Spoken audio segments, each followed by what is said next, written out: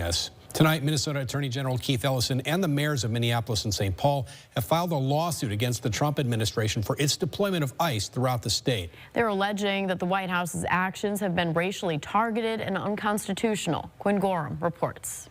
We're here to announce a lawsuit we're filing against the United States Department of Homeland Security to end the unlawful, unprecedented surge of the federal law enforcement agents into Minnesota.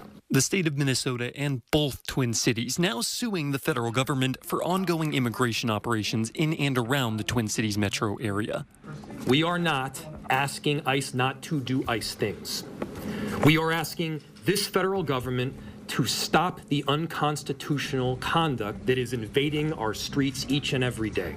Attorney General Keith Ellison will argue that the administration's current ICE operations are a targeted effort and a violation of the First and 10th Amendments.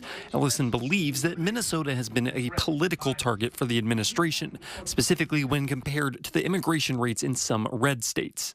Our state's percentage is lower than Utah, Texas, and Florida's, but none of those states have thousands of federal agents swarming their streets or harming their people.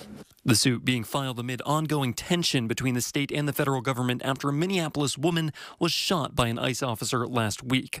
The administration maintains that its operations are legal and justified, but local leaders believe they're a safety risk. Law enforcement agencies should be focused on our public safety, but instead, many are dealing with the aftermath of DHS agents' chaos and violence. Ellison's office will seek immediate action with a temporary restraining order, which they're asking that courts hear as early as Tuesday morning. In Minneapolis, I'm Quinn Gorham.